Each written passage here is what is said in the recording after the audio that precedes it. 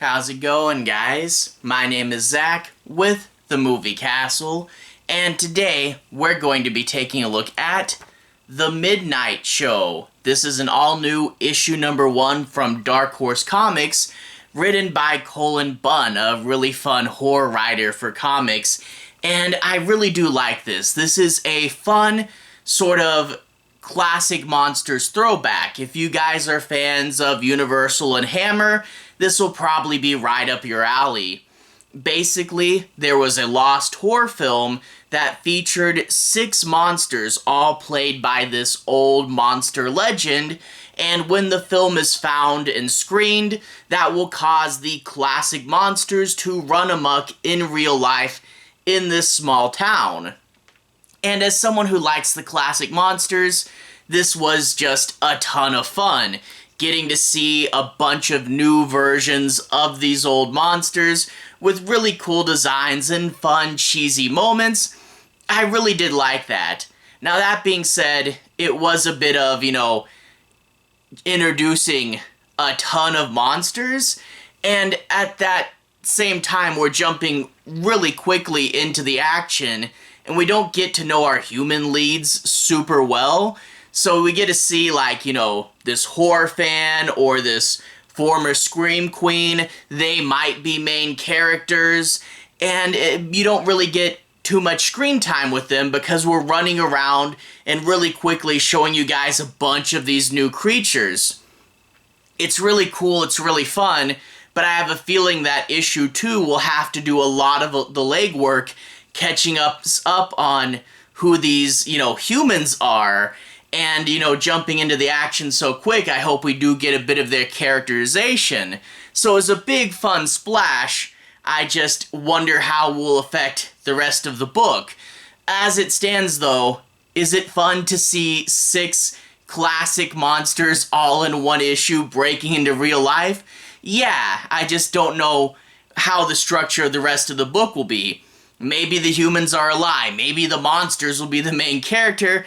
I don't know, but a classic, fun Monster Mash story, it's looking pretty cool so far. I just don't know super much of where things are going on the protagonist end, but I can recommend it definitely to the right crowd because I know the classic monsters have such a huge fan base. Anyway, if you guys want to see a little bit more of the story and a little bit more of the art, I'm going to go ahead and switch to the close-up camera. I'll show you guys a little bit more, but no major spoilers. So without further ado, let's go and switch to the close-up camera.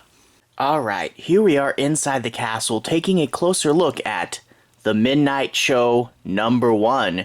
Bringing this closer to the camera, a really fun cover, Dracula opening up a film canister with a glowing red light, and everybody in the audience is dead for a while now.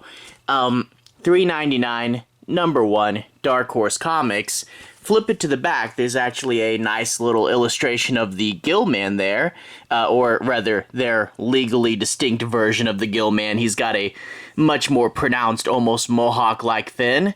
It'd be cool if this changed every issue, but I have a feeling it'll probably just be this one image again, and then 00111.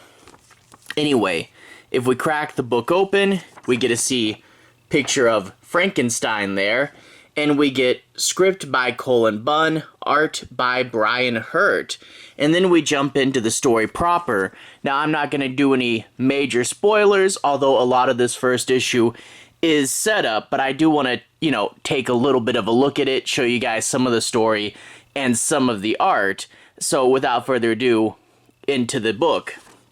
We open up with this splash of media, and it's talking about the career of this guy named Basil Saxon, and we see him in magazines, his videos, and we get little articles if you want to read them. It's not just lorem ipsum, it's actual articles about the guy that someone took the time to type out, which I really wonder how many people will sit there and read it. They are kind of interesting, talking about this lost film and how he played all 6 of the monsters and it was going to be a monster mash. But then, of course, the studio burned down and it was thought to be lost for forever. And then we jump into a scene from the movie where we get a guy and a girl in a gothic setting, and they're talking about escaping from Dracula.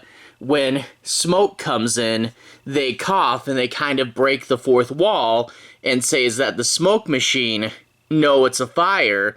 The director's chair is empty. He's gone. And we see the typewriter burning up the script. So, yeah, I kind of wonder, they're showing the movie nowadays. What were they working on? Are they just going to cut out a section of the film? Did someone recreate it? Well, it's probably magical, so maybe don't overthink it. But we get the Argent, which I'm guessing is a joke on Dario Argento. But we see that there's a film festival for Basil Saxon, and the final film there is going to be the thought-to-be-lost God of Monsters. And we get to see this couple in the audience, which I'm guessing will be one of our main characters later on in the book. This guy and his girlfriend, and the girlfriend doesn't really care about this at all. She kind of got drugged there.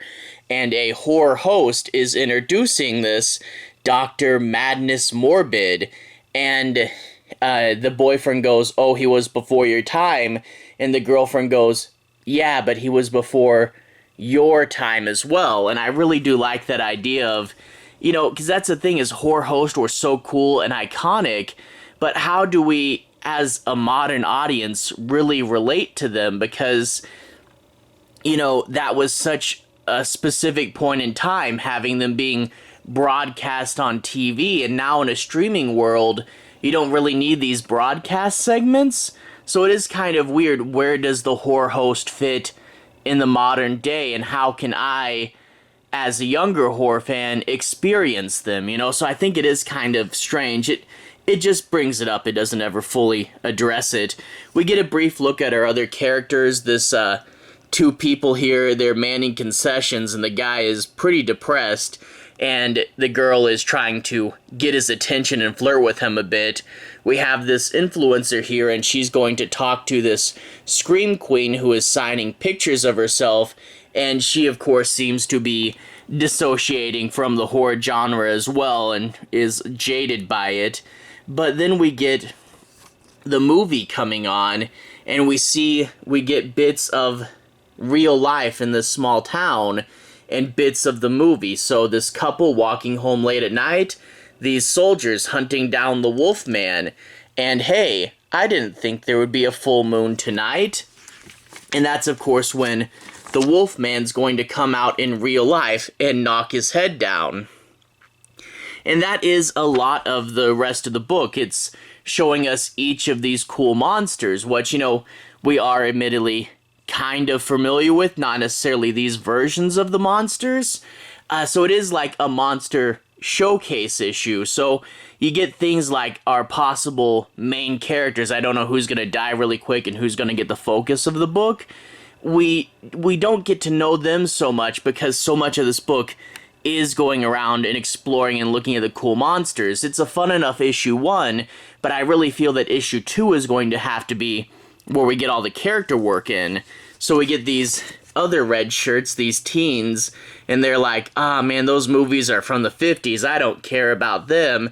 Cut to The Mummy, and I really do like how, because these are like sequels in a cinematic universe, they're like, "Hey, isn't the Mummy dead? Oh, he can transfer his soul with his dark art." I really do like them addressing the fictional universe. But of course, there's going to be sand in the convenience store, and wouldn't you know it, the Mummy shows up, and he's got the Anubis head on. So, pretty cool. But we will go and we'll get to see the other monsters show up, and it is very much a setup issue in that regard, and I do, in general, really like it.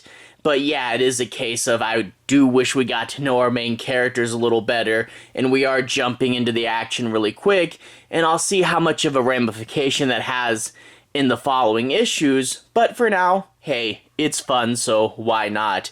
Anyway, to everyone who's watched so far, thank you for watching. To To everyone who's liked and subscribed, thank you. You really are helping the channel out. I'll leave a relevant playlist on the bottom. This should be my Cullen Bunn playlist. I've talked about a ton of Cullen Bunn's comics, Harrow County, The Unsound, lots of cool stuff in there. Anyway, have a good day. I'll see you guys again very, very soon. Relevant playlist on the bottom. Have a good day now.